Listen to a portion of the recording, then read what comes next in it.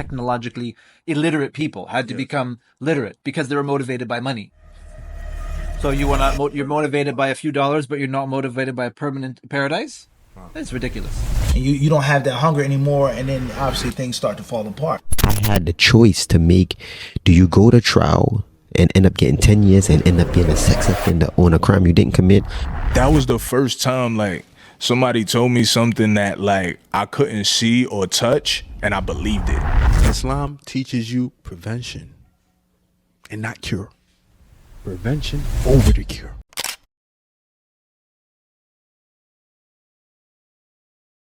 You started practicing and everything, but was it already from the first sentence you was in prison, or you came back home and then you went back in again? Yeah, I came home on 5 years parole. Yes. So this is a serious situation that I've touched on my channel, and it actually has views, and may Allah bless the school at the time, because as I said, I was learning, and alhamdulillah I was an imam in the prison where I was at.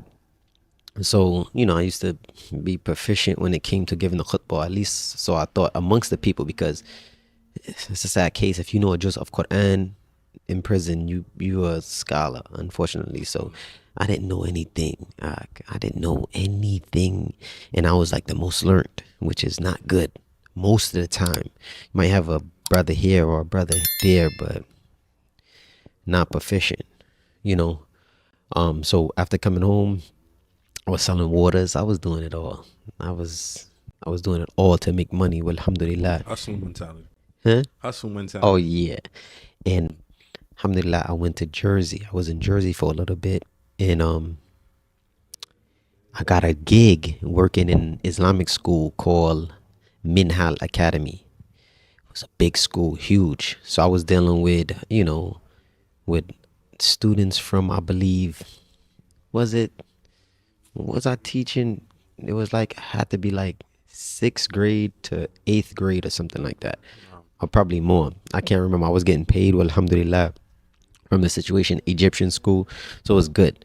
So it was a mercy. It was a avenue to keep me intact, especially with my Islam. The imam there was Jayyid Jiddin, alhamdulillah. So I was 25, 26 at the time, and there was a young sister there, like 17, but it was a lot of them. I mean, they was because some people say, yo, you young, you look, and I'm like, I'm 39. They're like, yo, how old are you? How old are you? I'm 31. Allahu Akbar. Yeah, so You definitely look younger than 30. so I'm 39. I'm 26. So you can imagine how young at the time that I looked. And it was a young sister. She wanted to marry me, and it was like a big fitna at the school, and her parents got involved, and her father didn't really do too much. And remember, I'm a teacher, Okay. so I got to try to keep it as professional as possible. It was a student. That one. Iowa. Okay. Yeah, so the mother really, to kind of like get me away from the whole situation, basically set me up. And I ended up from that doing like 27 months in prison. So To in the get you away from her daughter. Like, Iowa, like if I was, so let me explain. okay. So I remember that I'm 26. I'm a teacher in this particular school. She's 17. In Jersey, the age is maybe 15. So let's just say if a dude that was 40 was having relationships with her, it would be legal according to the law, and nobody would be able to do anything about it. No. Or 16. However, that wasn't the case, obviously, with me and her. We wasn't having no relations or whatever. But the mother used the fact that I was a teacher. So how that works is they have a law saying at least 16 but less than 18, and the actor, they're trying to say me, has supervisory and disciplinary status. So what they're saying is if you're basically a teacher having a relationship with a student. You get what I'm saying? I see where you're going. All right, so Tayyip, so this is no different than an officer having a relationship with a person that's locked up, a female officer having a relationship with a male inmate, right? These type of things are taken seriously. Exactly. So you got to remember that this is sex assault. Whether it's not aggravated, it's consensual, but it's still, they'll put you on Megan's Law. And if y'all don't know about Megan's Law, this thing is serious. I'm gonna tell you, because I know there's a lot of people that's suffering, and I didn't know how serious it was until I myself went through it. Megan's Law obviously came out in Jersey. I had to study this. This is how I fought my case and won and everything like that. And I think she was kidnapped and raped and murdered. And Megan's Law came out where they put you on a sex offender registry, which is serious. So your nieces, your school zones, you won't be able to go home if your mom's is here and she has little. This thing is real deal, and they are tearing people's lives up behind it. Whether you 18 years old and your girlfriend, quote unquote, is 16 and you're in the same school. You get what I'm saying? Yes. Now they're not saying statutory rape. They're saying rape in the third. All of this stuff, you know what I'm saying? You learning later on. So, the mother was vicious, Egyptian. And may Allah protect and have mercy on it. And which is crazy is the sister from that situation contacted me recently. Saw me on social media and was crying, bawling on the phone. She called me because, I got a group community, and then I got, a number, and people have access to me.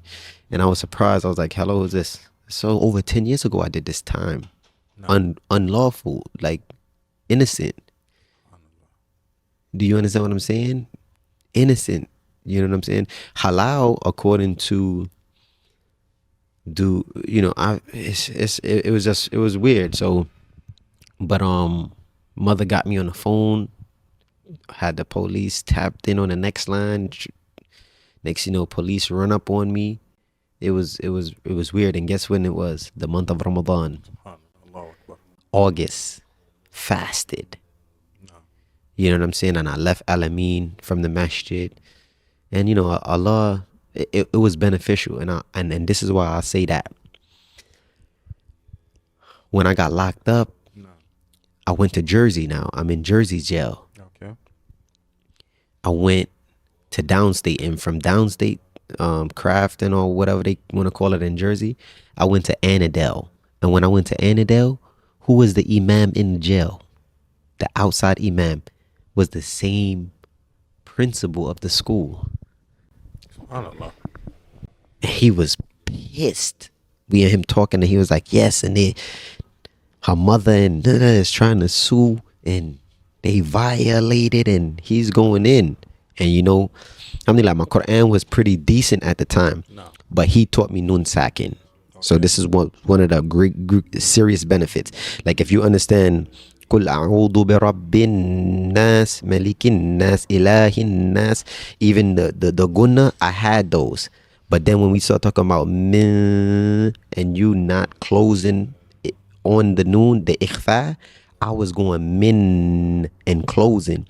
And then, so my Quran was pretty much correct at the time. So I was holding all the points that I need to hold. But that's when I found out about mim, not closing on the meme. I'm going mim. I found out all of that through him. So that was one of the serious benefits of me doing that bid. I learned Nusakin. But it's funny that you bring that up. That's something that's serious in Quran Tajweed. Talking about changing meanings. Quran and you know what? When I came home, some people was like, "Yo, I was surprised you went in, and that was BS. I thought you was gonna come home non-Muslim because of the situation." I said, "That had nothing to do with Islam. That had nothing to do with Islam at all whatsoever." I did 27 months, and the reason why I did so much time is because I was on parole, so I was fighting my case for like 7-8 months. And I had to initially do like 12 months.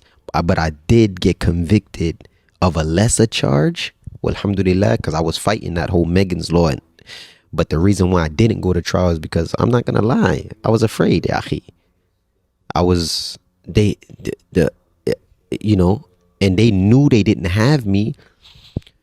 But my lawyer said, listen, bro, I'm not gonna lie to you. I said, yo, I'm not doing Megan's Law. If they thinking about doing this and trying to charge me as a sex offender when they know that me and this girl didn't have nothing, and boom, boom. He was like, yo, you're black, you're an ex-con, and you Muslim. In Middlesex County. I don't know if y'all ever heard of Middlesex County. Yeah, Middlesex County is like one of the worst counties in New Jersey. They slaying people over there. So I had the choice to make. Do you go to trial and end up getting 10 years and end up being a sex offender on a crime you didn't commit? Or you're going to take this 3 flat. They're going to drop all of those sex charges, give you abuse and neglect, meaning like you left your child indoor in the crib and you went out, which is not a sex charge, non-sexual, or you know what you're gonna do. And I had to sit and think about all of the crimes that I did that I got away with. You know, and I was afraid, you know, even though I feared nothing but the law, but I was afraid to do some more time that was invalid, you know what I'm saying?